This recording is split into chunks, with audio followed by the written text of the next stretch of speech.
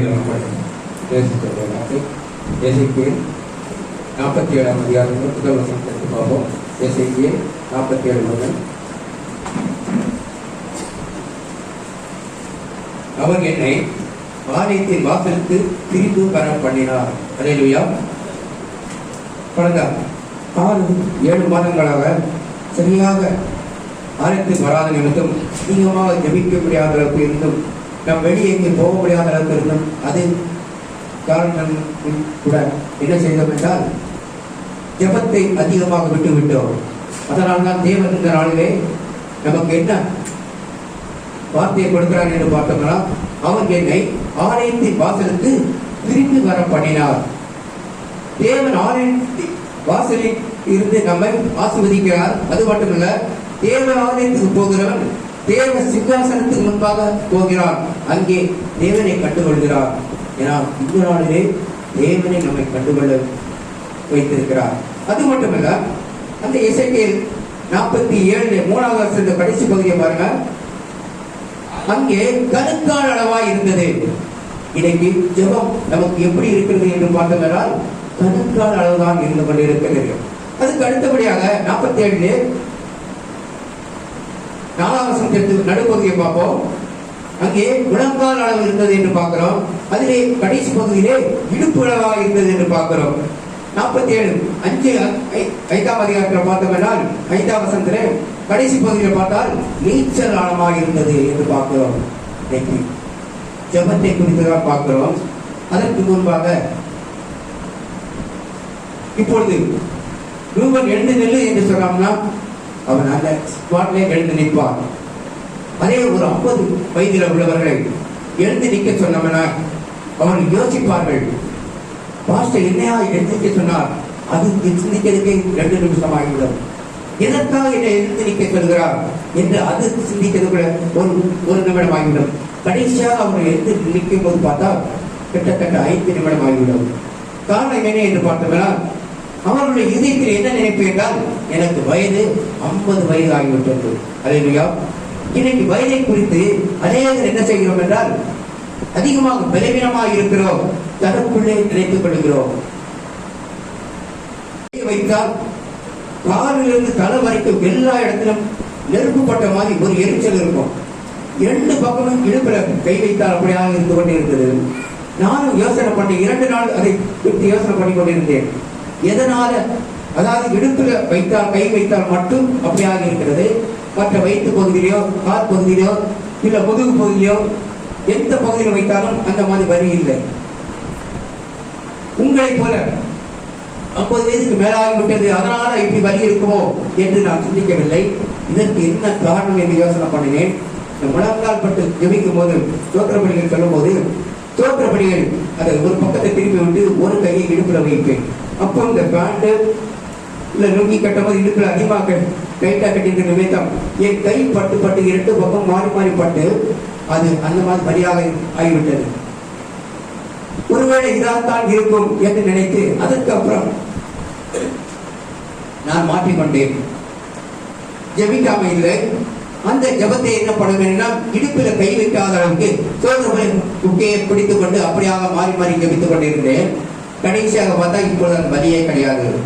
இன்னைக்கு அநேகர் என்ன செய்கிறோம்னா, வயது ஆகிவிட்டது என்று நம்மளை சிந்தித்து நம்மளே எந்த வேலை செய்ய முடியாத அளவுக்கு ஆகிவிடுகிறோம்.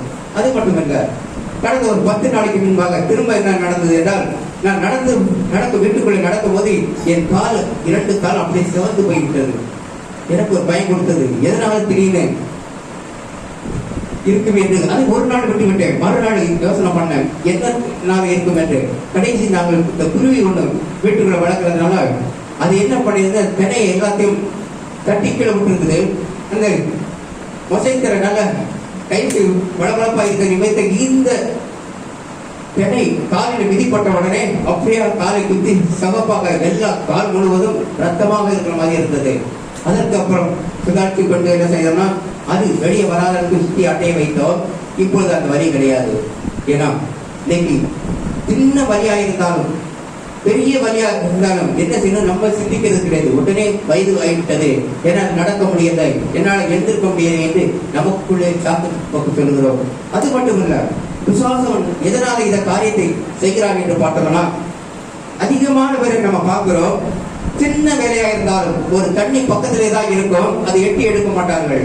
அதை ஒருத்தரை கூப்பிட்டு அதை எடுத்துக் கொடுக்க சொல்வார்கள். ஒரு சின்ன வேலையா இருந்தால் அடுத்த வேலை செய்வார்கள், நீ செய், அதை செய், இதை செய் என்று. ஏன்னா தேவன் நமக்கு கொடுத்திருக்க பலத்தினாலே அந்த வேலையை நம்மளே செய்து கொண்டிருந்தால் 100 வயதானால் கூட நாம் சுறுசுறுப்பாக இருப்போம்.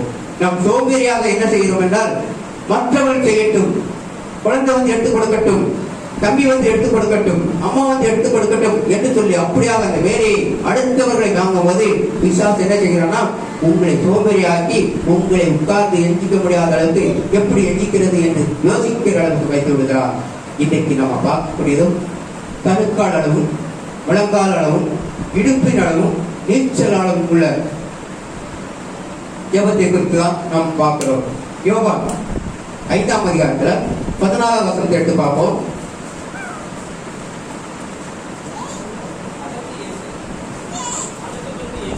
இயேசு அவனை தேவாலயத்தை கண்டு, இதோ நீ சொந்தமானாய், அதிக கேடானதொன்றும் உனக்கு வராதபடி இனி பாவம் செய்யாதே.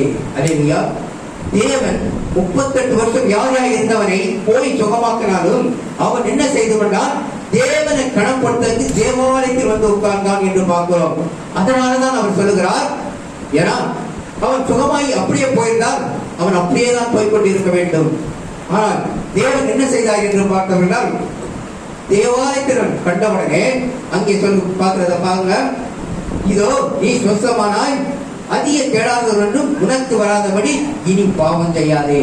ஏன்னா தேவன் என்ன செய்யறா, அவர் என்னை ஆலயத்துக்கு வாசலுக்கு திரும்பி வர பண்ணினார். ஏன்னா நம்ம அங்கே இங்கே அலைந்து கொண்டும் தேவாலயத்துக்கு வர முடியாதவர்களுக்கும் வீட்டுக்குள்ளே நம்ம இருந்து கொண்டு இருந்த உங்களை தேவன் அழைத்து தேவாலயத்தில் வாசலுக்கு கொண்டு வந்திருக்கிறார்.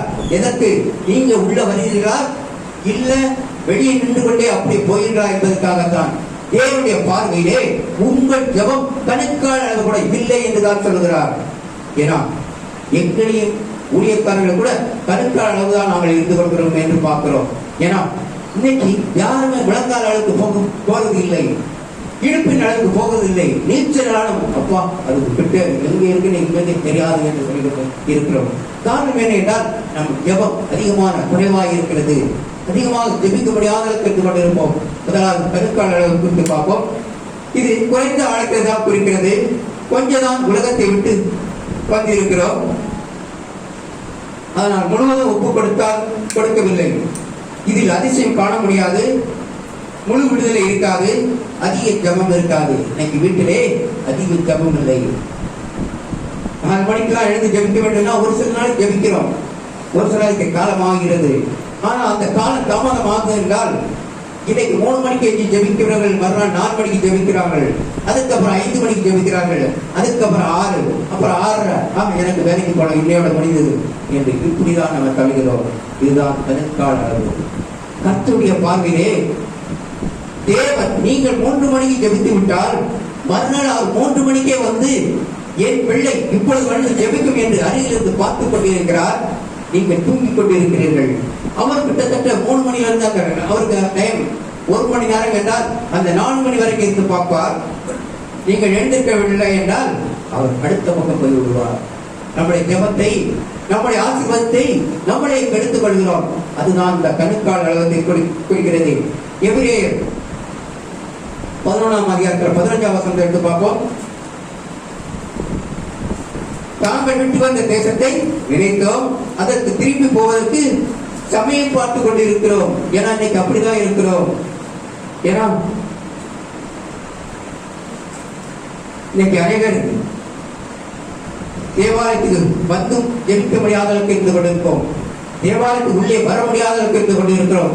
காரணம் என்ன என்றால் பிசாசன் நமக்குள்ள அதிகமாக குடிகொண்டு விட்டார். அப்படி இருக்கும் போது தாங்கள் விட்டு வந்த தேசத்தை நினைத்தோம். சில ஜனங்கள் தேவன் திரும்பி கானான் தேசத்துக்கு அழைக்கும் போதே அவர்கள் வந்தார்கள் நடு வனாந்தரத்தில் என்ன செய்தார்னா திரும்பி அங்கே எகிப்து போய்விட்டோம்னா அங்கே நமக்கு ஒருவேளை சாப்பாடாக ஒழுங்கா கொடுத்தார்களே, கஞ்சி தண்ணிமா நம்ம குடித்துக் கொண்டு இருந்தோமே, அதற்கு திரும்பி போய்விடலாம். இங்கே வனாந்தரத்திலே எதி பார்க்கும்போது ஒன்றும் மரத்தை கூட காணும், ஒரு எண்ணெயை கூட காணும், ஒரு செடியை கூட காணும், எதை நம்ம சாப்பிடுறது என்று சொல்லி அப்படியே திரும்பி போகலாம் என்றுதான் இருந்தார்கள்.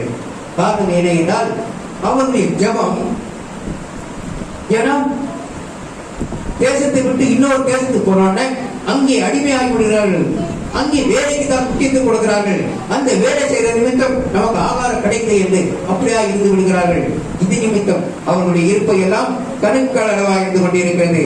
ஏன்னா அந்த கணுக்கால் அளவுக்கு இருந்தவனா எதையுமே நம்ம செய்ய முடியாது, எந்த ஆசீர்வாதத்தையும் பெற முடியாது.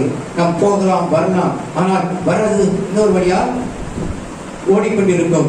எவ்வளவு பணம் வீட்டில் கொண்டு வந்தாலும் இன்னைக்கு பார்ப்போம், வீட்டில் அப்பா 10,000 இந்த மாசம் வந்துச்சு சேர்த்து வைத்திருக்கோம் என்று, ஆனா அடுத்த மாசம் 10,000 வேற ஒரு வழியா செலவழிந்து போய்விடும். இப்படியா இல்லாதவர்களுக்கு தேவனுடைய பார்வையை பாருங்கள். லூக்கா 5ஆம் அதிகாரத்துல 4ஆம் வசனத்தை எடுத்து பார்ப்போம். லூக்கா 5ஆம் வசனம், லூக்கா 5:4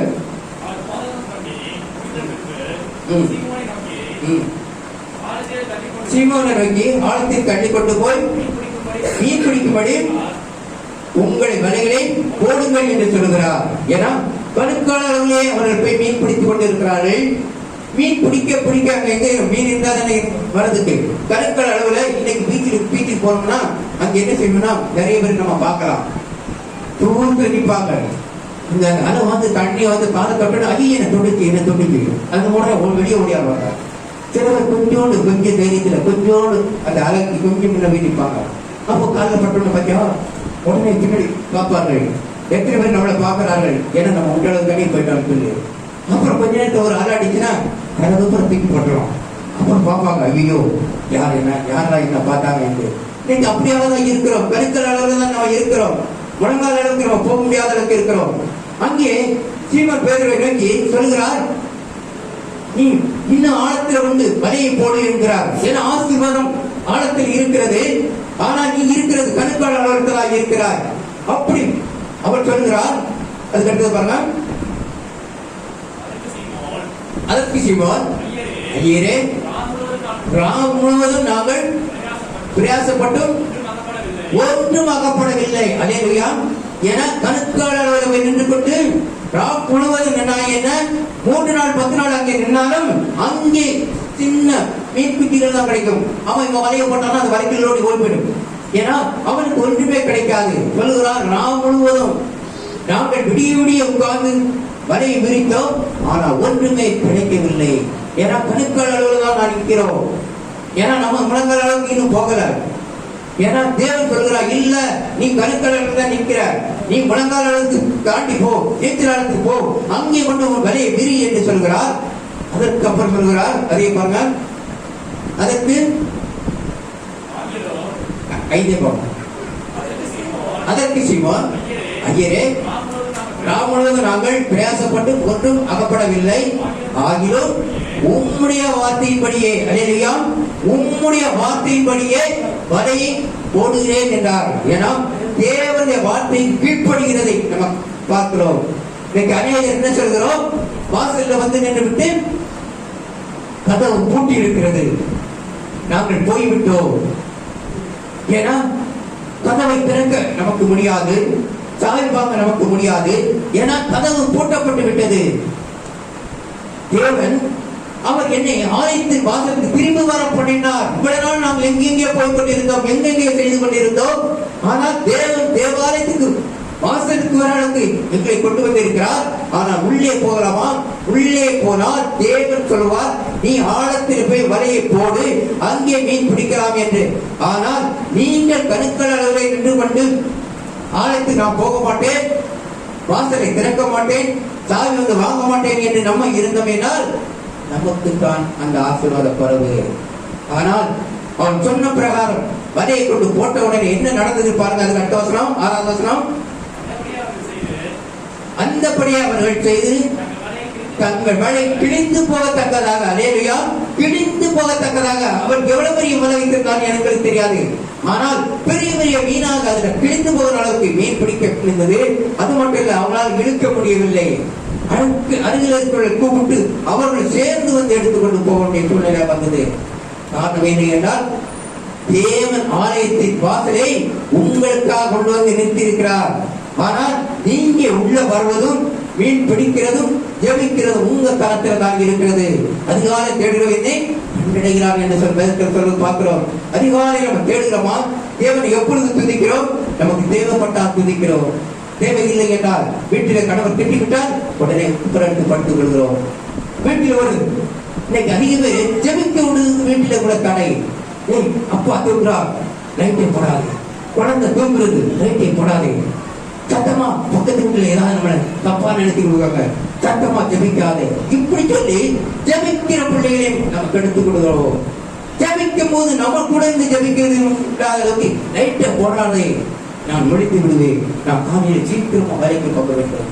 இப்படியாக என்ன செய்யணும்? குடும்பத்திலே தன் சத்துரு தன் வீட்டாரே சொன்ன மாதிரி தன் வீட்டாரே சத்துருவை போல இருந்து கொண்டு ஜெபிக்க முடியாத ஆசீர்வாதம் வர முடியாத அளவுக்கு அப்படியாக நடந்து கொண்டிருக்கிறது. ஏன்னா கணுக்கால அளவு, ஏன்னா வரை கிளியத்தக்க நீரை குடித்தாலும் அது அவர்கள் ஆசீர்வாதத்தை கொடுத்தது என்று பார்க்கிறோம். தேவனுடைய பார்வையே கணுக்கால அளவில் இருந்து கொண்டே நம்ம இருக்கிறோம். இன்னைக்கு எத்தனை பேர் முழங்கால அளவுக்கு வந்திருக்கோம்? எத்தனை பேர் இடுப்பு அளவுக்கு வந்திருக்கிறோம்? எத்தனை பேர் நீச்சல் ஆழத்துக்கு வந்திருக்கோம் என்பதை உங்களுடைய அந்த கேள்விக்குள்ள விடையை கொடுக்கிறேன். ஏன்னா ஸ்கூல்ல பார்க்கலாம், கொஸ்டின் எழுதிட்டு என்ன செய்யறோம்னா, நீ பக்கத்துல கொடுத்து அதை மாத்தி திருத்திக் கொள்ளலாம். உடனே அவன் இவனுக்கு தெரிஞ்சவனா 10 மார்க் எக்ஸ்ட்ரா போட்டுருவான். அவன் இவனுக்கு தெரிஞ்சவனா எவனுக்கு 10 மார்க்கை கொடுத்துருவான். அவன் மேல நேற்று சண்டை போட்டிருந்தான், என்ன பண்ணுவான்னா 4 மார்க்கை குறைச்சு காட்டுவான். இப்படிதான் இருக்கும். அதனாலதான் இன்னைக்கு ஜெபிக்கிற பிள்ளைகளே உங்கள்கிட்ட ஒப்புக் கொடுக்கிறோம். ஏன்னா நீங்கள் நான் உங்களுடைய மனசாட்சி பிரகாரம். ஏன்னா சில பேர் அதுலயே வாத்தியார் கேட்கும்போது என்ன சொல்லுவாருன்னா, 90 மார்க் போட்டுருக்கிறேன், 90 மார்க் எழுதிருக்கேன், அவர்களே திருக்கிறா சொல்லுவார்கள். ஏன்னா வாத்தியார் உடனே பார்ப்பார், நீ 90 மார்க் வாங்கிவிட்டால் அதற்கு தகுந்த படிப்பு உனக்கு இருக்கிறது.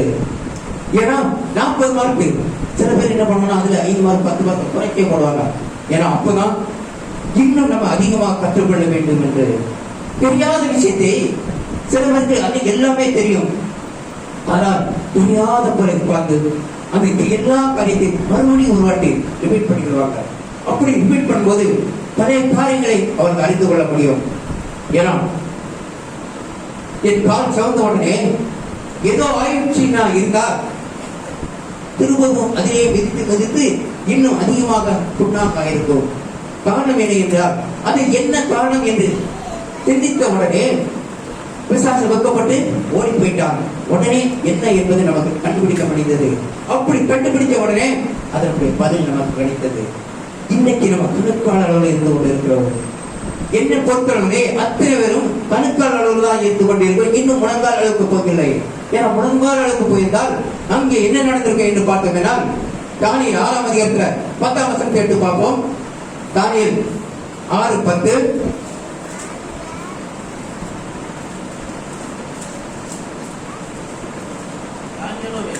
தானியேலோ வென்றால் அந்த பத்திரத்தில் கையெழுத்து வைக்கப்பட்டது என்று தெரிந்தும் தன் வீட்டுக்குள்ளே போய் மேலறையிலே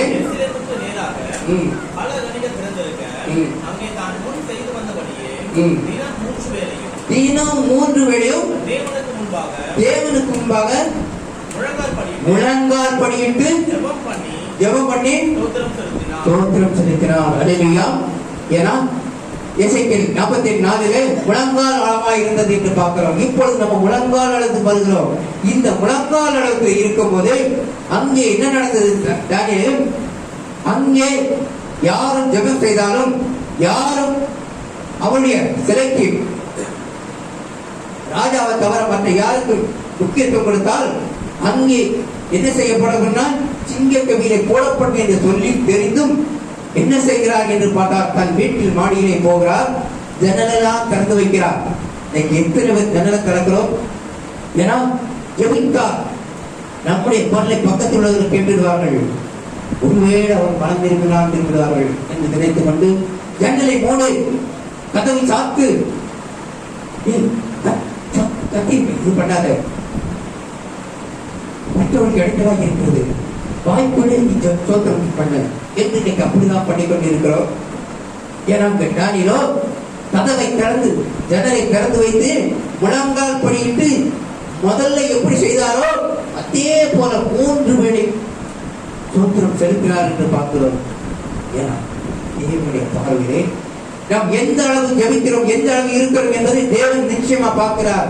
ஆனால் இன்னைக்கு அநேகருடைய ஜெபங்கள் எப்படி இருக்கிறது என்று பார்த்தா 2 விதமான ஜெபம் இருக்கிறது. சங்கீதம் 137:1 பார்த்தீங்கன்னா சீயோனை நினைத்து அழுகிற கூட்டம் ஒன்று இருக்கிறது. அது மட்டுமல்ல, 2வது கூட்டம் எப்படி இருக்கிறது பார்த்தோம்னா பாபிலோனை சீயோனாக மாற்றுகிற கூட்டம். அல்லேலூயா. ரட்சிக்கப்படாத மக்களை, கர்த்தரை அறியாத மக்களை கர்த்தருடைய வார்த்தையை சொல்லி அவர்களை கர்த்தரை அறிகிற மாதிரி செய்கிற கூட்டமும் உண்டு. ஐயோ இப்படி ஆகிவிட்டதே என்று சொல்லி அழுகிற கூட்டமும் உண்டு. ஏன்னா சீயோனை நினைத்து அழுகிற கூட்டம் இன்னைக்கு அதிகமாக தான் இருந்து கொண்டு இருக்கிறது. சீயோனை நினைத்து இல்ல, குடும்பத்தை நினைத்து, நம்மளை நினைத்து தான் அழுது கொண்டு இருக்கிறோம். ஆனால் இன்னொரு கூட்டம் ஒன்று இருக்கிறது. பாவலர்களை சீயோனாக மாற்றுகிற கூட்டம், மற்றவர்களை துதிக்க வைக்கிற கூட்டம். பேசி சொன்ன சாட்சியை பார்த்தோம்னா எவ்வளவு பத்திரங்கள், எவ்வளவு பாடுகள், எவ்வளவு வேதனைகள். ஆனால் இருந்தாலும் கர்த்தரை கனம் பண்ண வேண்டும் என்று சொல்லி எப்பொழுது நான் பாடுவேன், துதிப்பேன் என்று அவங்க அக்கா கூட கேட்கும்போது முதல்ல அது ஏதாவது போன நோண்டிட்டு தான் இருக்கும். இப்பொழுது பார்த்தால் சத்தியத்தை பற்றி பேசுகிறதும், எப்பொழுது பாட்டு பாடுகிறதும், வீட்டில் எப்பொழுது துதி சத்தம் நான் கேட்டுக்கொண்டு இருக்கிறது என்று. காரணம் என்ன என்றால் கணக்காளர்களை இருந்து விட்டால் ஒன்றுமே கிடைக்காது. நாம் அதிலிருந்து முழங்கால் அளவுக்கு தேவன் என்ன செய்கிறார்னா முதலே நீச்சலாளத்தை கொடுத்தால் நீங்கள் மூழ்கி விடுவீர்கள், முங்கி விடுவீர்கள், எழுந்திருக்க முடியாது. தேவன் என்ன செய்கிறார் என்று பார்த்தோம்னால் முதல்ல கணக்காள அளவுக்கு காட்டுகிறார். ஏன்னா கொஞ்சம் கொஞ்சமா துதிங்க பிள்ளைகளை. முதல்ல சோத்திரப்படி எல்லாரும் கூட்டுவாங்க. எம்மா நீ எவ்வளவு சோத்திரப்படி சொன்னா, ஒரு நாளைக்கு 10 சோத்திரப்படி சொன்னேன்னு சொல்லி ஒரு சகோதரி சொல்லி. ஏன்னா சோத்திரப்படி எல்லாரும் குடும்பத்துல 2 பேர் இருக்கா, 2, 4 பேர் இருக்கா, 4, 5 பேர் இருக்கா, 5 பேர்லாம் வாங்கி கொண்டு இருந்தாங்க. எதாச்சும் ஒரு சகோதரியை கேட்கும்போது ஒரு நாளைக்கு 10 சோத்திரப்படி சொன்னேன். 10 சோத்திரப்படி சொன்னார். என்ன இருக்கிறது? அப்படி கணக்காளவா எந்த அளவு இருக்கிற என்பதை தெரியாத அளவுக்கு இருந்து கொண்டு இருக்கிறமே என்று சொல்லப்படுது. இப்பொழுது 1000 சோத்திரப்படிகள் சொல்கிற அளவுக்கு வந்திருக்கிறது. காரணம் என்ன என்றால் தேவன் முதலாவது கணக்காள அளவு தான் காட்டுகிறார். அங்கே போகும்போது அந்த தண்ணி கணக்காள அளவு தான் இருந்தது என்று பார்க்கிறோம். ஏன்னா தேவன் உங்களை முதலே நீச்சல் அழைத்து கொண்டு வரவில்லை, இடுப்பின் ஆலயத்தில் கொண்டு போடவில்லை, முழங்கால் படியிட்டு ஜெபிக்க என்று சொல்லவில்லை. ஏன்னா தேவன் கணுக்கான அளவை தான் காட்டுகிறார். அந்த கணுக்கான அளவில் போய் நீங்கள் மீன் பிடிக்க வரைய விரிக்கும் போதுதான் ஏகப்பட்ட மீன், உங்களுக்கு ஆசீர்வாதம், உங்கள் வீட்டில் செல்வாக்கு. ஏன்னா எது தேவனுக்கு பிரியம் என்பதை நீங்கள் அறிந்து அதன்படி செய்தீங்கன்னா அதற்கு தகுந்த ஆசீர்வாதத்தை நீங்கள் பெற்றுக்கொள்ளலாம். முதல் கூட்டத்தில், அதாவது சீன நினைத்து அழுகிற கூட்டம் எப்படி இருக்கும் என்றால் அங்கே ஜபம் இருக்காது. ஜபம் என்றால் அங்கு வீட்டிலே தூரமாக இருக்கும். வீண் வார்த்தை என்றால் அதை சொல்வதா இருந்தால் கூட ஒரு ஏதாவது வேண்டாத கதையை சொல்லுவோம். பக்கத்தில் வீட்டில் இருக்கிறவங்க வந்து கதை பேச ஆரம்பித்து விடுவார்கள். சத்தியத்தை சொன்னாங்கன்னா அங்கே திருப்பி கூட பார்க்க மாட்டார்கள். ஏன்னா அங்கே சத்தியம் அவங்களே மாற்றிவிடும் என்று. அது மட்டுமல்ல, ஆலயத்தை போகிறவர்களையும் தடுப்பார்கள். ஒரு சிலர் சொல்வதை பார்க்கலாம், நீ போகாதே அப்படி சொல்வது உண்டு. நானும் வாரம் 2 பேர் ஒன்றா போவோம் என்று சொல்லி எத்தனை பேர் ஆலயத்துக்கு நேரத்தோட வரவர்கள் கெடுத்துக்கள் உண்டு தெரியுமா? போ, நீ முன்னக்கடியே போ, நான் முடிந்தா சீக்கிரம் வந்து விடுகிறேன் என்று சொல்லுகிற குடும்பம் யாரும் கிடையாது. நானும் வரேன், போனவர்களையும் இரு என்று சொல்லி தடுத்து விடுகிறோம். இதுதான் சீயோனை நினைத்து அழுகிற கூட்டமாக இருந்து கொண்டு இருக்குது. ஆனா 2வது கூட்டத்தில் உள்ளவர்கள் அதிகம் இருக்க மாட்டார்கள். என ஜெபிக்கிற கூட்டத்திலே அதிகமாக இருக்க மாட்டார்கள். அதிகமாக கூட்டமாக கூடி ஜெபிக்கிறதிலே, ஏன்னா ஒரு விண்ணப்பத்தை வைத்தால் அந்த விண்ணப்பம் பரவத்துக்கு நிச்சயமாக போகாது. ஏன்னா அப்பதான் கதைகள் பேசுறதும், அப்பதான் மற்றவர்களை சிந்திக்கிறதும், மற்றவர்கள் காரியத்தை பேசிக்கொண்டு இருக்கிறதும். ஏன்னா இந்த மாதத்திலே இந்த சங்கிலி ஜபத்திலே அநேகருடைய விண்ணப்பத்தை பார்த்தோம் என்றால் எனக்கு பலவீனமாக இருக்கிறது, எனக்கு எண்ணிக்க முடியாத இருந்து கொண்டிருக்கிறது என்று. ஏன்னா தன்னுடைய சரீரத்தில் இருக்கிற பலவீனத்தை தான் காட்டுகிறார்கள். ஏன்னா யாருக்குமே தேவன் பலவீனத்தை கொடுக்கவில்லை. ஏன்னா பலத்தை உண்டு பண்ணுகிறது நம்ம தான். ஏன்னா நம்ம சாப்பிடாம இருக்கிறோமா, 3 வேளை சாப்பிட்டுக்கலாம், நிச்சயமா சாப்பிடுறோம். ஏன்னா 2-3 நாள் சாப்பிடாம இருந்தோம், அதனால எனக்கு பலவீனம் என்று சொன்னால் அதை நம்பலாம். 3 வேளை சாப்பிட்டு விட்டு என்னால் எழுந்திருக்க முடியல, எனக்கு வேலை செய்ய முடியவில்லை, எனக்கு நடக்க முடியல என்று சொன்னால் அது தேவனுடைய பார்வையிலே. ஏன்னா பிசாசு உங்களை ஆரம்ப நாளில் இருந்தே அவர் கைக்குள்ள போட்டு வைத்து விட்டார். காரணம் என்ன என்றால் நீங்கள் உங்கள் வேலையை செய்யவில்லை. உங்களுடைய எந்த வேலையாக இருந்தால் தானே எழுந்து நின்று செய்வோம். ஒரு தண்ணி வேணுமா, எழுந்து நின்று போய் குடிப்போம். ஒரு பொருளை எடுக்க வேணுமா, ஒன்றும் இல்லை. என்னுடைய பேர் வீட்டுக்கு வந்தாங்கன்னா மற்ற எல்லாரும் ஓடி போய் வேலை செய்வான். என்ன மட்டும் தண்ணி பாட்டை பக்கத்தில் வச்சு தண்ணி குடிச்சு கொடுப்போம். நான் ஓடி போய் எழுந்திச்சு அவனுக்கு தண்ணி எடுத்து கொடுக்கணும். அது மட்டும் இல்லை, அந்த தண்ணி கீழே இருந்தா எனக்கு தண்ணி வேணும் அப்படின்னு அப்படியே உட்காந்துடும். ஏன்னா அவனுக்கு தண்ணி எடுத்து நான் கொடுக்கணும், அப்பதான் அவன் குடிப்பான். என் சின்ன வேலையா இருந்தாலும் அவன் என்ன அவனுக்கு பார்வைக்கு அவனை விட நான் ஒரு விஷயம் கம்மி நினைப்பு அவனோட நான் இது பண்ணணும். வந்தானா என்ன எங்கேயும் விட மாட்டான். பிடிச்சி கையை பிடிச்சிட்டு போய் அந்த குடி இது ஓடி பிடிச்சி விளையாடலாமா, இல்லை இந்த காரை வச்சு என்ன விளையாட்டு விளையாடலாம். அந்த ஆரம்ப நாட்டில் ஒரு சின்ன எதையா காரியத்தை சொல்லி ஏமாற்றி விடலாம். இப்ப எந்த காரியத்தையும் அவனை சொல்லி ஏமாற்றி நம்ம தவிக்க முடியல. எங்க போனாலும் பின்னாடி வந்து நிற்கிறான். அதுக்காக எனக்கு துணி காயப்படுறதுக்கு கூட நான் மேல போய் துணியை காயப்பட்டுறேன். சரி போங்க. அவன் சொன்னதுக்கு அப்புறம் தான் நான் போக வேண்டிய துணியில் இருக்கு. ஏன்னா அந்த அளவுக்கு அவன் என்ன மாற்றி வைத்திருக்கிறான். ஏன்னா கணுக்கால அளவு இருக்கிற பிள்ளைகள் எப்படி இருக்கிறது, முழங்கால அளவில் இருக்கிற பிள்ளைகள் எப்படி இருக்குது. நம்முடைய வேலையை நம்மளே செய்யும் போது அது 100 வயதானாலும் அது ஒரு சுறுசுறுப்பை காட்டும். உதாரணத்துக்கு நம்ம சபையில் கூட நம்ம ஆட்களை பார்க்கலாம். ஒரு வேலையை மற்ற பிள்ளையோ மனைவியோ அதை செய்ய என்று சொல்ல மாட்டார். அந்த வேலையை அவரை ஓடி போய் செய்வார். ஏன்னா தேவன் அவருக்கு அந்த சுறுசுறுப்பு கொடுக்க காரணம் என்னன்னா பிசாசு உள்ள நெருங்க முடியாது. ஏன்னா தேவன் எப்பொழுதும் கூட இருக்கிறார். இன்னைக்கு அநேகர் என்ன செய்கிறோம்னா சின்ன வேலையா இருந்தா கூட அதை போய் எடுத்துக்கொடு இதை செய் என்று சொல்லி அப்படியாக என்ன நம்முடைய சோம்பத்தினம் ஆக்குறது அந்த பிசாசம் தான். அதுக்கு நம்ம இடம் கொடுத்துட்டு அதை எண்ணிக்க முடியல. பெருமினம் இனி யாரும் அந்த பெருமினம் என்று சொன்னால் நாம் சோம்பேறித்தனமாக இதுவரைக்கும் இருந்து விட்டோம், இனி அப்படியாக இருக்க மாட்டோம் என்று ஒப்பு கொடுத்து ஆண்டவர்கிட்ட வேண்டுதல் வைத்துக் கொள்ளுங்கள். ஏன்னா நாம் முழங்கால் அளவுக்கு இப்போதான் நம்ம வந்து கொண்டு இருக்கிறோம். அது மட்டும் இல்ல, அந்த முழங்கால் இருக்கிறது ஜபத்துல அதிக பேர் யாரும் இருக்க மாட்டாங்க. 2-3 பேர் இருந்தாலே தேவன் சொல்கிறார், என் நாமத்தினால் 2-3 பேர் எங்கே கூடியிருக்கிறீர்களோ அங்கே உங்கள் நடுவில் இருப்பேன். 2 பேர் இருக்கும்போது பக்கத்தில் ஜெபிக்கிறவர்களுக்கு காது கேட்கும். ஏன்னா பக்கத்தில் இருக்கிறாங்களா, ஆமென் சொல்றாங்களா, என்ன செய்யறாங்க. அப்படி சத்தம் இல்லைன்னா அண்ணன் மூடிட்டே இருந்தாங்க, நைஸா அப்படி முடிச்சு பார்ப்பாங்க இருக்கிறாங்களா இல்லையா. சில பேர் ஜெபிக்கும் போது நம்ம போய் வீட்டுல போய் வேற யாராவது சாப்பிட்டுலாம் வந்து பார்த்தாலும் அப்படியே தான் இருப்பாங்க. ஒரு நாள் ரபேகஸ்டர் ஒரு பாயில் உட்காந்து ஜெபம் பண்ணி கொண்டு இருந்தாங்க. அவங்க சுத்தி அப்போ பாய் போட வேண்டாம், சேர் போடணும்னு நினைத்தோம். உடனே அவங்க பாயில் உட்கார்ந்தாங்க. அவங்க பாயை சுத்தி எல்லா பாயும் சுத்தி தூக்கி கொண்டு அடிக்காச்சு. எல்லா சேரையும் அவங்க முன்னாடி இருந்த பின்னாடி எல்லாமே போட்டாச்சு. அந்த ஒரு பாய்க்குள்ள மட்டும் சேர் போடவில்லை. அவள் பெண்ணை முடிக்கவில்லை. பார்த்து இதுக்கு மேல வேலைக்கு ஆகாது சொல்லி நான் கிளை போயிட்டேன். ஏன்னா சில பேர் கண்ணை மூடினால் அப்படியாக ஜபிக்கிறவங்களும் உண்டு.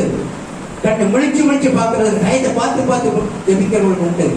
4 மணி நேரம் நம்ம ஜபித்து விட்டுமே, 10 நிமிஷம் நிமித்து விட்டுமே. இன்னைக்கு அநேக 1 மணி நேரம் ஜபம் சொல்லி இருக்கிறோம்.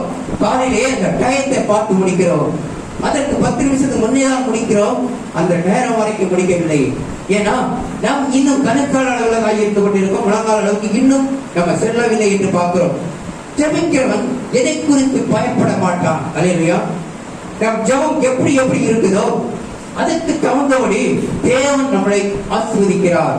ஏன்னா எதை குறித்து பயப்பட வேண்டியதில்லை, ஒன்றுமில்லை. காலையில் நீங்க எழுந்து நல்லா துதித்து ஆண்டவரை கரப்பணி விட்டால் வேலைக்கு போனால் கூட பயம் இருக்காது, எதற்கும் பயம் இருக்காது. ஏன்னா வேலைக்கு போகும்போது அந்த முதலாளி உங்களை பார்த்து பயந்து நிற்பார். ஏன்னா அவன் முகத்தில் ஏதோ ஒளி இருக்கிறது. அவன் எந்த குறையும் வைக்கலையே, அவனுக்கு நம்ம என்ன சொல்றது? ஏன்னா ஜபத்துக்கு மதிப்பு உண்டு. முழங்கால் தானியல் ஜெபித்தான், சிங்கத்தின் வாயை கட்டினான் என்று பார்க்கிறோம். அது மட்டுமல்ல, எஸ்தர் ஜெபித்தால் யூதர்களும் காக்கப்பட்டது. ஏன்னா உபவாசம் இருந்து அவள் ஜெபித்த நிமித்தம் அந்த யூதர்களும் காக்கப்பட்டது என்று பார்க்கிறோம். சில வீடுகளில் ஆலயத்துக்கு போகக்கூடாது, சத்தமாக ஜெபிக்க கூடாது என்று சொல்ற சட்டம் தான் இன்னைக்கு அநேக வீட்டில் இருந்து கொண்டிருக்கிறது. இது நிமித்தம் குடும்பத்திலே வியாதியிலும் பாடுகளும் அனுபவித்துக் கொண்டிருக்கிறோம். அது மட்டுமல்ல, தானியேல் ஜெபித்தான், காபிரியலின் தூதனை கண்டான் என்று பார்க்கிறோம். அன்னாள் ஜெபித்தால் சாமுவேலை பெற்றான் என்று பார்க்கிறோம். ஏன்னா நம் ஜெபத்துக்கு தகுந்தபடி தேவன் கிருபை செய்கிறார். புறங்கோல் யுத்தம் தேவனுக்கு ரொம்ப பிரியமாயிருக்கிறது. எத்தனை பேர் முழங்கால் பட்டு ஜெபிக்கிறோம், ஏதோ சோதனைபடிகள் சொல்லுகிறோம், அது முடிஞ்ச உடனே டைம் முடிந்து விட்டு என்று போய்கொண்டு இருக்கிறோம். முழங்காலில் இருந்து தேவனுக்கு அட்லீஸ்ட் ஒரு நிமிஷமாவது நீங்கள் முழங்காலில் நின்று ஆண்டவரே என் விண்ணப்பத்தை கேளுங்க என்று ஒரே ஒரு வார்த்தை சொன்னாலும் அதையும் தேவன் கேட்பார். தேவனுக்கு அந்த முழங்கால் யுத்தம் ரொம்ப பிரியமானது. அதுக்காக ஒரே நிமிஷம் முழங்கால் பட்டு ஆண்டவரே என் விண்ணப்பத்தை கேட்டதுதான் நன்றி என்று உட்கார்ந்ததை விட உங்களால் முடிந்த வாலிப பிள்ளைகளா 1 மணி நேரம் கூட நிற்கலாம், வயதானவர்களா உங்களால் முடிஞ்ச 10 நிமிஷம் 5 நிமிஷம் கூட நிற்கலாம். ஏன்னா தேவனுக்கு பிரியமானது அந்த முழங்கால் யுத்தம். முழங்கால் அளவு தண்ணீரை போகும்போதுதான் அவர்களுக்கு ஒரு சுறுசுறுப்பு, ஜெபிக்கிற எண்ணமும் வரும். கருக்கால் அளவுக்கு பீச்சில் இருக்கும்போது ஓடி வராங்களே, அதே போல இருக்காது. அந்த முழங்கால் அளவுக்கு போகும்போதுதான் பல சிந்தனைகள் இருக்கும். ஏன்னா நம்மளை அதை வந்து தள்ளிவிடுவோம் என்று பயந்து நன்றாக ஊனிக்கொண்டு நிற்போம். அதுதான் தேவனுடைய பார்வையில் முழங்கால் ஜெபம் என்று பார்க்கிறோம். அப்போஸ்தலர் 15:26 வசனத்திலிருந்து பார்ப்போம்.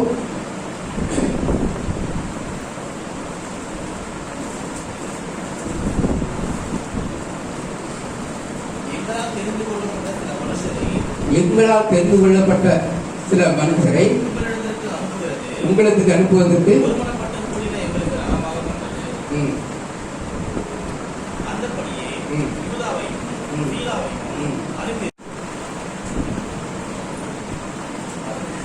நடுராத்திரிலே பவுலும் சீலாவும் ஜெபித்தார்கள் என்று பார்க்கிறோம். பவுலும் சீலாவும் ஜெபிக்கும் போது அங்கே கட்டுகள் உடையப்பட்டது என்று பார்க்கிறோம்.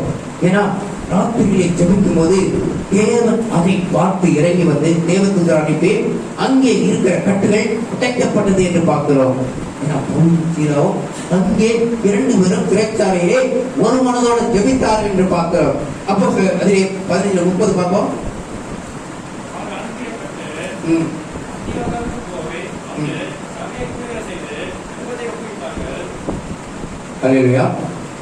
இங்கே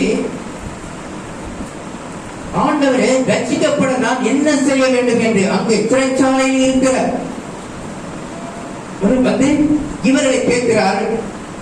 ஏன்னா நீங்கள் ஜெபிக்கிற ஜெபம் எப்படி இருந்தால் மற்றவர்களுடைய வந்து எனக்காக வேண்டுதல் செய்யுங்க, எனக்காக ஜெபிங்கள், எங்களுக்காக, எங்கள் சுகத்துக்காக, எங்கள் வேலைக்காக, எங்கள் குடும்பத்துக்காக, எங்கள் பிள்ளைகளுக்காக என்று சொல்லி அப்படியாக செய்வார்கள். ஏன்னா எங்க ஊர்ல அதிக விக்கிரத்துக்கு அடிமையாக இருக்கிறார்கள். ஆனால் என்னுடைய அண்ணன் பையன் ஃபுல்லா எந்த நேரம் விக்கிரத்தின் இதைதான் பண்ணியிருப்பான். ஆனால் இப்பொழுது வீடு கட்ட போறோட எனக்கு போன் அடித்து, சித்தப்பா நான் ஒரு இடம் வாங்க போகிறேன் என்று போன் பண்ணான். இந்த நாள்ல ரிஜிஸ்டர் பண்ண போறேன், அதற்காக ஜெபம் பண்ண சொன்னான். ஜெபம் செய்தோம். அதற்கு பின்பு இப்போ மழையாதமாக இருக்கிறது, 3 மாதம் கழித்து தான் வீடு கட்ட போறேன்னு சொன்னான். சரிப்பா அப்படியே செய்ய நாங்கள் ஜெபிக்கிறோம்னு சொன்னோம். ஆனா என்ன நடந்தது என்று பார்த்தால் உடனே இப்ப வீடு கட்ட ஆரம்பித்து விட்டான். ஆனால் கிராமத்தில் கூட அந்த மாதிரி வீடு கட்டுவாங்களே என்று நினைக்கவில்லை. ஏன்னா பணத்தால் அவ்வளவுதான் தோண்டி அப்படி கீழே கப்பி கட்டி அவ்வளவு தூரத்துக்கு கொண்டு வந்து இப்ப பேசப்பட்ட வழக்கு வந்து விட்டது. காரணம் என்ன என்றால் அவன் கர்த்தரை அறியவில்லை, கர்த்தரை தெரியவில்லை. ஆனாலும் எப்படியாவது ஜெபித்தால் நடக்கும் என்பதை புரிந்து கொண்டார். இன்னொரு சகோதரர்களுக்கு எனக்கு போன் பண்ணி சொல்லிக்கிறேன். எனக்காக அரசாங்க வேலைக்காக எங்களுக்காக ஜெபித்துக் கொள்ளுங்கள், நீங்கள் பிரேயர் பண்ணுங்கள் என்று சொல்லியிருக்கிறது. காரணம் என்ன என்றால், ஜெபிக்கும் போது அதில் ஒரு ஆசீர்வாதத்தை அவர்கள் அடையலாம் என்பது.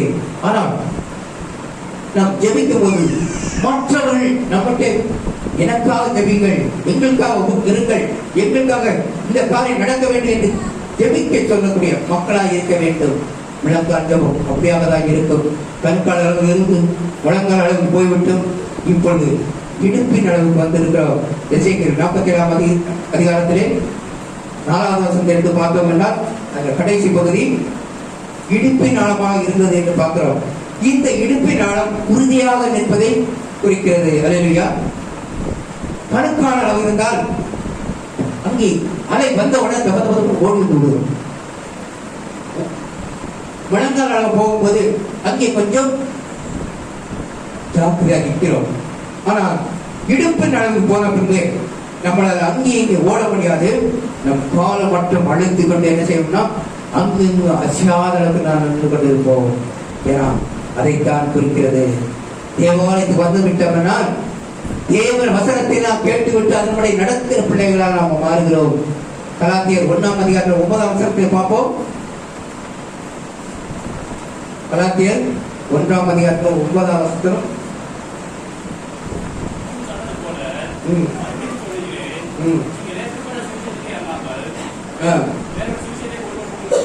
வேறொரு சுவிசேஷத்தை உங்களுக்கு பிரதிநிதித்தால் அவன் சபிக்கப்பட்டவனாய் இருப்பான். அல்லேலூயா. ஏன்னா சத்தியத்தை அறிவீர்கள், சத்தியம் உங்களை விடுதலையாக்கும். சத்தியத்தின் பிறகு நம்ம நடக்கும் போது தேவன் நம்மளை அவர் பாதுகாத்து கொண்டிருக்கிறார். ஏன்னா இப்பொழுது நம்ம இருக்கிறது இடுப்பின் அளவில் இருந்து கொண்டிருக்கிறோம். ஏன்னா எந்த பக்கம் அசையாத அளவுக்கு நம்ம கரெக்டாக நின்று கொண்டு இருக்கிறோம். தேவன்கிட்ட வந்து விட்டோம்னா தேவனை சார்ந்து இருக்கிறோம். அது மட்டும் இல்ல, சத்தியத்தை வாங்க, சத்தியத்தை விற்காதே. சிலர் ஆவிக்குரிய சபையை தேடி வருவதால் ஞானசாரம் பெறுவார்கள். அப்பொழுது என்ன செய்வார்கள் என்று பார்த்தோம் என்றால் பழையபடி, ஏன்னா இஸ்ரவேல் ஜனங்கள் எகிப்து தேசத்தை திரும்பி போறது போல அப்படியாக பழையதுக்கு நம்ம போவோம். அங்கேதான் நமக்கு நலமாய் இருக்கிறது, அங்கேதான் நமக்கு எல்லா சுகமும் கிடைக்குது என்று நினைத்து விடுகிறோம். ஏன்னா ஆவிக்குரிய சபையிலே ஆவிக்குரிய காரியமாக இருக்கும். ஏன்னா நீங்கள் எப்படி எப்படி நடக்க வேண்டும், எப்படி எப்படி போக வேண்டும், எங்கெங்க செய்ய வேண்டும், எதை செய்ய வேண்டும், எப்படி ஜெபிக்க வேண்டும், எப்படி துதிக்க வேண்டும், எப்படி எழுந்திருக்க வேண்டும் என்று எல்லாத்தையுமே கற்றுக் கொடுத்து விடுகிறோம். ஒரு குழந்தை பிறந்த உடனே அந்த குழந்தைக்கு தாயின் தகப்பன் என்ன என்ன சொல்லிக் கொடுக்கிறார்களோ அதன்படிதான் அந்த குழந்தை அறிவாகிறது. நாம் நினைக்கிறோம் குழந்தையை தேவன் ஞானத்தை கொடுக்கிறார். அந்த பெற்றோர் மூலம் அந்த குழந்தைக்கு அந்த என்னென்ன சொல்லுகிறோமோ அத்தனை வார்த்தையும் அது கரெக்டாக சொல்லும். ஏன்னா அது பிறந்த உடனே அதுக்கு மலையாளம் கற்று கொடுத்தா மலையாளம் தான் பேசும், இங்கிலீஷ் கற்று கொடுத்தா இங்கிலீஷ் தான் பேசும், தமிழை கற்று கொடுத்தா தமிழை தான் பேசும். சில பேர் அசிங்கமா அவங்க வீட்டுல குழந்தையை வைத்து சண்டை போடுவதும் அசிங்கமான வார்த்தைகளை பேசுவார்கள். இது நிமிஷம் அந்த குழந்தை என்ன செய்யணும், எடுத்த உடனே அந்த வார்த்தை தான் பேசும். ஏன்னா நீ குழந்தை நல்ல விவரம் தெரியும் வரைக்கும், விவரம் தெரிந்தாலும் கூட ஒரு தன் குடும்பத்தில் சண்டை இருக்கிறதை தன் பிள்ளைகளுக்கு தெரியாத அளவுக்கு இருந்தவன்னா அந்த பிள்ளைகளும் என்ன செய்யும்னா தகப்பது தாயை கண்ணம் பண்ணுவோம்.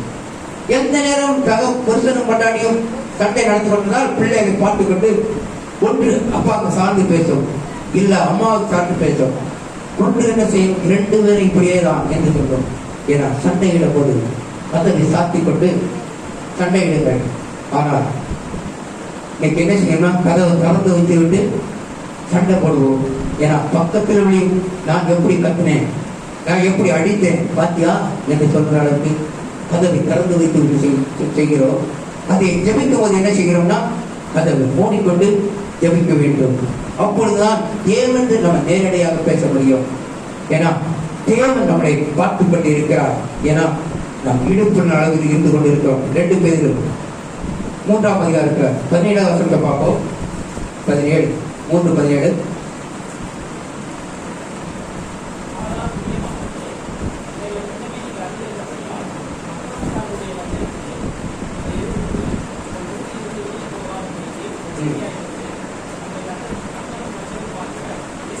இவர்கள் தண்ணீராக கிணறுகளும் சுழல் காட்டினால் அடியுண்ட போது மேகங்கள் போல இருக்கிறார்கள் என்று சொல்லப்பட்டிருக்கிறது. ஏன்னா நாம் ஜெபிக்காவிட்டால், நாம் தேவனை கணம் பண்ணாவிட்டால், ஏன்னா தண்ணீர் இல்லாத கிணறுகளை போலும் சுழல் காற்றுகள் எப்படி வீசி ஒன்றில்லாத போகுதோ அதே போல நம்ம ஆய்வுகள் என்று பார்க்கிறோம். யாக்கோபு 1:8 பார்ப்போம். இருமனம் உள்ளவன் தன் வழியெல்லாம் நிறைவேற்றவனாய் இருக்கிறார். என இரண்டு பக்கம் ஜெபிக்கலாமா வேண்டாமா, வேலைக்கு போகலாமா வீட்டில் இருக்கலாமா, இப்படி இரண்டு பக்கம் நினைக்கிறவர் அது நிறைவேற்றவராக இருக்கிறோம். ஆலயத்துக்கு வந்த உடனே ஆலயத்தையே நம்ம யோசனை பண்ணிக்கொண்டு அங்கே உள்ள எல்லாம் கேட்டுக்கொண்டிருந்தால் தேவன் நம்மளை பார்த்துக் கொண்டிருப்பார். அதே சமயத்தில் ஆலயத்துக்கு வந்துவிட்டு வீட்டை சிந்திக்கிறது, வீட்டில் இருந்து கொண்டு ஆலயத்தை சிந்திக்கிறோம் என்றால் தேவனுடைய பார்வையில் பொல்லாதவர்களாக இருக்கும் என்று பார்க்கிறோம். அது மட்டும் இல்லை, ஏசாயா 26:3 எடுத்து பார்ப்போம். உண்மை உறுதியாய் பற்றி கொண்ட நீர் அவனை பூர்ண சமாதானத்திலும் காத்துக் கொள்வீர். மறுபடியும் படிங்க. உண்மை உறுதியாய் பற்றி கொண்ட மனதையுடையவர்கள் உண்மையே நம்பி இருக்கிறபடியால் நீர் அவனை பூர்ண சமாதானத்திலும் காத்துக் கொள்வீர். ஏன்னா தேவனே சார்ந்து இருக்கும் போது, அந்த சாட்சி சொல்லும் போது கூட தன் மகனுக்கு காலேஜில் பணம் கட்ட வேண்டும், என்ன செய்ய வேண்டும் என்று ஆண்டவரை கேட்கும் போது ஆண்டவர் ஒரு தேவதூதரை அனுப்பி யார் மூலமோ அதை கட்ட அனுப்பி விடுவார்கள். அதே சமயத்தில் நாம் தேவனை கனம் பண்ணுகிற பிள்ளையாகவும் தேவனை சந்தோஷப்படுத்துகிற பிள்ளைகளும் நம்ம துதிக்கிற பிள்ளைகளாகவும் இருந்தால்தான் அந்த அற்புதம் நடக்கும். விடிய விடிய ஜெபம் செய்துவிட்டு தேவன் எனக்கு ஒன்றுமே கொடுக்கவில்லையே என்று சொல்லி, ஏன்னா சிறிய பெரிய சில இடங்களில் வயதானவர்கள் கைகோட்டு தெரிவிப்பார்கள். அந்த ஜெபம் முடிந்த உடனே 2 மணி நேரம் 3 மணி நேரம் கைகோட்டு சில மனங்களோட வயசானவர்கள் நினைக்கிறோம் வணங்கால் என்று ஜெபிப்பார்கள். ஜெபித்து முடிந்த உடனே உன் வீட்டு கதை என்ன, என் வீட்டு கதை என்ன, ஊர் கதையை பேசி அங்கே அந்த ஜபத்தை ஒன்றுலாக ஆக்கிட்டு வந்துடுவார்கள். அல்லேலூயா. ஒரு சிலரா 2-3 பேரா ஜெபித்தாலும் முழு ஜபத்தை ஜெபித்து விட்டு ஆண்டவரே நாங்கள் செய்த விண்ணப்பம், நாங்கள் மற்றவர்களாக ஜெபித்த ஜபத்தை ஆண்டவரே நீர் பகிர்ந்து கொள்ளும், நீர் அவர்களை ஆசீர்வதித்து அவர்கள் எங்கள் கண்ணெதிரே சாட்சி சொல்வதை நாங்கள் பார்க்க வேண்டும். இப்படியாக நீங்கள் ஜெபித்தேன் என்றால் தேவன் அவர்களை ஆசீர்வதித்து மட்டுமல்ல உங்கள் தேவைகளை சந்திப்பார். ஏன்னா யோபு தன் சிறையிருந்த காலத்தில் வைக்கும் போது இவருடைய சிறையிருப்பு நாம் மாற்றப்பட்டது என்று பார்க்கிறோம். தேவன் எந்த குறையும் சொல்லாத நிமித்தம் அவனுக்கு எல்லாமே ரெட்டிப்பாக கிடைத்தது என்று பார்க்கிறோம். ஏன்னா அவர் ஜபம், ஆண்டவர் விசுவாசம். இன்னைக்கு அநேக விசுவாசம் இல்லாத அளவுக்கு இருந்து கொண்டு இருக்கிறோம். தேவனாய் ஒரு சிலர் எங்களுக்கு பயந்து வேணா அழைத்து வரும் மக்கள் இருக்கிறார்கள். இன்னைக்கு வரலாம் ஏதோ சொல்லிடுவார்கள் என்று சொல்லி பயப்பட்டுதான் இருக்கிறார்கள். கர்த்தருக்காக வருகிறோம், கர்த்தரே தேவன் என்று அறிக்கை செய்யாத அளவுக்கு இருக்கிறார்கள். ஏன்னா அந்த காலத்திலும் எலியா தீர்க்கதரிசி கர்த்தரே தேவன் என்றால் கர்த்தரை அறிக்கையிடுங்கள், பாகால் தேவன் என்றால் பாகாலை அறிக்கையிடுங்கள் சொல்லும்போது அத்தனை பேர் அமைதியாக இருந்தார்கள். கடைசிவர்கள் ஆண்டவர் தெய்வம் என்று சொல்லவில்லை, இல்ல பாகால் தெய்வம் என்று சொல்லவில்லை, இருந்து வேடிக்கை பார்த்துக் கொண்டு இருந்தார்கள். அவர் சொன்ன செய்த அற்புதம் செய்த உடனே தேவன் அக்னியாக மேலிருந்து வந்து எல்லாம் பட்சித்து போட்ட உடனே கர்த்தரே தேவன் என்று எல்லாரும் மோகப்புறம் வந்து வணங்கினார் என்று பார்க்கிறோம். அதே போலதான் நம்மளை இருக்கோம். ஏன்னா கணுக்கால் அளவு இல்லாத அளவுக்கு முழங்கால் அளவு வந்தாலும் விடுப்பின் அளவு வந்து நம்ம அதை பார்க்க வேண்டும். எப்படி தைரியமாக இருக்க வேண்டும். ரூத் 1:14 பார்த்தோம்னா ரூத் அவளை விடாமல் பற்றி கொண்டான் என்று பார்க்கிறோம். அதே ரூத் 1:18 பார்த்தா அவள் தன்னோட கூட வர மன உறுதியா இருக்கதை அவள் மாமியார் கண்டு கொண்டாள். ஏன்னா நீர் எங்கே போனாலும் அங்கே நான் வருவேன், நீர் எங்கே சாவீர்களோ அங்கே நான் சாவேன், உண்மை மரணத்தை தவிர வேறு எதுவும் என்னை பிரிக்க முடியாது என்று சொன்னது நிமித்தம் அவள் மாமியார் என்ன செய்யறானோ அவளோட கூட்டிக் கொண்டு வந்தா பார்க்கிறோம். அதே 22:12 பார்த்தோம். அங்கே அவனுக்கு எப்படி ஆசிரியப்படுது பாருங்க.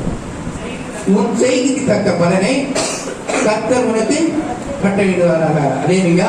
நீ எப்படி தேவனுக்கு வேண்டிக் கொண்டியோ, நீ இஸ்ரவேல் தேவனை எதை கேட்டியோ அதையெல்லாம் உனக்கு அப்படியாக உனக்கு கிடைக்கும் என்று. இது நிமித்தம் போவாசை மணந்தது மட்டுமல்ல, அவனுக்கு குழந்தை பிறந்தது மட்டுமல்ல. ஏன்னா தாதியோட தாத்தா பெற்றவள் அவருடைய அப்பா தான் இந்த போவாஸ் ரூத்து. காரணம் என்ன என்றால் தேவனை பற்றி கொண்ட நிமித்தம் போவாஸ் ரூபம் தன் ரூபத்தை ரூத்தை ஆசிரித்தார் என்று பார்க்கிறோம். உறுதியாக கட்டப்பட்ட வீடு கண்மனையில் மேல் கட்டப்பட்ட வீடு ஆகும். ஏன்னா தேவன் நம்ம நம்பிக்கையாக இருக்க வேண்டும். ஏன்னா இடுப்பின் அளவு ஆழத்தில் நம்ம இருந்து இப்போ நீச்சல் ஆழத்துக்கு போவோம். ஏன்னா டைம் ஆகிக்கொண்டு இருக்குது. 47 வசனத்தை எடுத்து பார்த்தோம்னா நீச்சல் ஆழமாக இருந்தது பார்க்கிறோம். இது நம்ம சுய சித்தம் இல்லாமல் தேவ சித்தப்படி தான் ஆகும். நாம் கால் மூட்டி நிற்க முடியாது, நாம் இஷ்டப்படி நடக்க முடியாது, ஓட முடியாது. ஏன்னா நாம் நீச்சல் ஆழத்தில் இருக்கும் போது காலை ஊனினாலும் கால் எட்டாது. ஏன்னா இப்போ தேவனுடைய சித்தம், தேவனுடைய சித்தத்துக்கு நம்ம ஒப்பு கொடுக்க வேண்டும். ஒரு காரியம் மனதால் செய்ய முடியவில்லை என்றால் ஆண்டவருக்கு ஒப்பு கொடுக்க விட வேண்டும். சில நேரத்தில் ஜெபிக்க முடியாத ஒரு டயர்டா இருக்கும். கொஞ்ச நேரம் படுத்தா நல்லா இருக்கும் என்று அப்பொழுது என்ன செய்யணும்னா அப்பதான் அதிகமாக ஜெபிக்க வேண்டும். 1 மணி நேரம் ஜெபிக்க ஜெபத்தை 3 மணி நேரம் நம்ம கூட்டிக் கொள்ள வேண்டும். அதே சமயத்தில் ஏன்னா நீச்சலாக இருக்கும்போது நாம் சுய சித்தப்படி இல்லை, எல்லாம் தேவ சித்தப்படி தான். 2 Corinthians 6:15 வசனத்தை பார்ப்போம். கிறிஸ்துவுக்கும் வேலையாளுக்கும் இசையை ஏது. ஏன்னா ஆண்டவருடைய பிள்ளைகளுக்கு அநேகர் புறஜாதிய மக்களுக்கு முக்கியத்துவம் கொடுத்து அப்படியாக ஜெபத்தை விடுவதும் ஜெப ஆயத்து வர தடை பண்றதும் வீண் வார்த்தை பேசுறதும் இப்படியாக இருந்து கொண்டிருக்கிறோம்.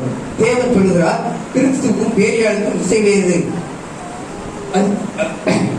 அவிசுவாசிக்கும் விசுவாசத்துக்கும் பங்கேது. நம்ம விசுவாசியா இருக்கிறோம். அவிசுவாசிக்கூட நம்ம போய் அதிகமா பேசும்போது அந்த கிரிய நிமித்தம் தான் நம்ம நடந்து கொண்டிருக்கோம். நம்ம ஆசீர்வாதத்தை தடை பண்றது அதுதான். நம்முடைய சிந்தனை சிதறடிக்கிறதும் அதுதான். மக்கள்கிட்ட பேசலாம், அவங்க சொல்ற கதையை 1-2 கேட்டுவிட்டு நம் கதை அவர்கள் கதையை காட்டிலும் ஒரு தூக்கு மேலாக இருக்க வேண்டும், ஒற்றால் உயரமாக அதிகமாக இருக்க வேண்டும். நீங்கள் என்ன செய்வோம்னா ஏன்னா நம்ம சொன்னா அவங்க கேட்க மாட்டாங்க இப்படி சொல்லி அவங்களுக்கு கதையெல்லாம் முழுசு கேட்டுவிட்டு நம்மளை என்ன செய்யணுமா நம்ம சிந்தனையை சிதறடித்துக் கொண்டிருக்கிறோம். அதே 2 Corinthians 6:16 வசனத்தை பார்ப்போம். தேவனுடைய ஆலயத்துக்கும் விக்கிரகங்களுக்கும் சம்பந்தம் ஏது. ஏன்னா தேவனுடைய ஆலயத்துக்கும் விக்கிரகங்களுக்கும் சம்பந்தமே ஏது. ஏன்னா அந்த ஜனங்களுக்கு முக்கியத்துவம் கொடுக்கிறது தேவனுடைய பார்வை பல்லாப்பாய்வு. எத்தனை பேர் அதிகமாக மற்றாட்ட பேசுறதா அதிகமாக இருக்கிறோம். கிறிஸ்தவர்கள் பார்த்தா சோதனை கூட சொல்ல மாட்டாங்க, பங்குதே பெறுவாங்க. ஏன்னா இவங்களுக்கு எதையாவது ஏற்கனவே தேவாலயத்தை சொன்ன வார்த்தையே எனக்கு இன்னும் சூடா இருந்து கொண்டிருக்கிறது, இன்னும் இவர்கிட்ட 2 வார்த்தை பேசினா இன்னும் அதிகமாக நான் வெந்து விடுவேன் சொல்லிட்டு வாய் பேசாத அளவுக்கு சோதனை சொல்லாமல் அளவுக்கு சில பேர்கள் விசுவாசிகளை பார்த்த உடனே தூரத்தில் வரும்போது பார்த்த உடனே அங்க தரையை பார்க்கறதும் தரையை தொறிந்து கொண்டு போறதும் இல்ல மற்ற பக்கத்துல எதையாவது பார்த்து பண்றதும் இல்ல. நான் ஒன்னும் வழி இல்லையா கையில இருக்க போன தரையை வாயில வச்சுக்கிட்டு இப்பதான் நான் வந்திருக்கேன் என்று சொல்லி இப்படியாக நாம் பேச்சு கொண்டு போகிறோம். இதை நிறைய பேரை பார்க்கலாம். ஏன்னா தேவனுடைய பார்வையிலே தேவ ஆலயத்துக்கு விக்கிரத்துக்கும் சம்பந்தம் இல்லை என்று பார்க்கிறோம். அப்படி தேவனுக்கு பிரியமாக இருக்கிறவர்கள் தேவன் உங்களை என்ன செய்ய வேண்டுமோ அப்படியாக ஆசீர்வதிப்பார். தேவனை நீங்கள் கடன் போன போது தேவன் உங்களோட இருந்து சகத்தை ஆசீர்வதிப்பார். 2 Corinthians 6:18 பார்ப்போம். நாங்கள் உங்களை ஏற்றுக்கொண்டு உங்களுக்கு பிதாவாக நீங்கள் எனக்கு குமாரனும் குமார்த்தியுமாய் இருப்பீர்கள். ஏன்னா தேவனுடைய பார்வையிலே கணுக்கால் அளவா இருந்தோ, முழங்கால் அளவா இருந்தோ, இடுப்பின் அளவா இருந்தோ, நீச்சல் ஆழத்தில் இருந்து கொண்டு இருக்கிறோம். ஏன்னா தேவனுடைய பார்வையிலே நாம் இப்பொழுது எந்த ஆழத்தில் இருக்கிறோம்? கணுக்கால் அளவில் இருக்கிறோமா, இல்ல முழங்கால் அளவில் இருக்கிறோமா, இல்ல இடுப்பின் ஆழமா இருக்கிறோமா, நீச்சல் ஆழமா இருக்கிறோமா? நாம் ஜெபத்தை வைத்து நீங்களே அதுக்கு மார்க் போட்டுருங்க. 100 மார்க் போட்டவர்களாம் கை ஊதிக்குங்க. இல்லை இப்போ வேண்டாம், அடுத்த வாரம் கூட நீங்கள் கையை துவைக்கலாம், கொண்டு அவசரப்படுவோம். ஏன்னா தேவனுடைய பார்வையிலே இன்னைக்கு ஜெபம் எப்படி இருக்க வேண்டும். அதுதான் தேவனை தேடும்போது தேவன் நமக்கு என்ன செய்வார், தேவனை நம்ம கேட்கும்போது தேவன் நமக்கு என்ன கொடுத்திருக்கிறார் அதை சாட்சியாக சொல்ல வேண்டும். தவிர பழைய நிலையில நான் இருக்கிறேன் என்றால் அப்படி சொல்லுங்க, தேவன்ட்டு நான் இவ்வளவு கேட்டேன், தேவன் எனக்கு ஒண்ணுமே கொடுக்கல, அதையும் நீங்க சாட்சி சொல்லலாம். ஆனா என்ன செய்கிறோம் என்றால் அதிகமாக ஜெபத்துக்கு முக்கியத்துவம் கொடுக்காதற்கு, மற்ற வீண் வார்த்தைக்கு பேசுவதற்கும், மற்ற வேலைக்கு முக்கியத்துவம் கொடுத்து அப்படியா இருந்துவிட்டு அதிகமாக என்ன செய்கிறோம்னா வேலை குறைவாதான் இருக்கும். ஜெபிக்காம போய் அந்த வேலை செய்த உடனே என்னன்னா அதிகமா டயர்டாக சாயங்காலம் வந்ததுலேருந்து காலை எண்ணிக்கிற வரைக்கும் தூக்கி விட்டு சாப்பிடாம வேலைக்கு ஓடிவிட்டு மறுபடியும் வந்து என்னச்சுன்னா தூக்கி கொண்டுதான் இருக்கிறோம், ஜெபிக்க முடியாதவர்களாக இருக்கிறோம். காலையிலே தேவனை தேடி அதை நினைத்து ஆசீர்வாதத்தை பெற்றுக்கொண்டு கர்த்தாவே ஒருவேளை நான் இப்பொழுது கணுக்கால் அளவு இருந்தால் என்னை முழங்கால் அளவுக்கு மாற்றும், ஒருவேளை நான் முழங்கால் அளவுக்கு வந்திருந்தால் எனக்கு இடுப்பின் அளவு மாற்றும், ஒருவேளை இடுப்பின் அளவு நான் தாண்டி விட்டால் உன்னுடைய பார்வையிலே நான் தாண்டி இருந்தால் என்னை நேச்சர் அளவுக்கு கொண்டு வரும். அப்படி என்று நான் ஜெபிப்போம். எல்லாரும்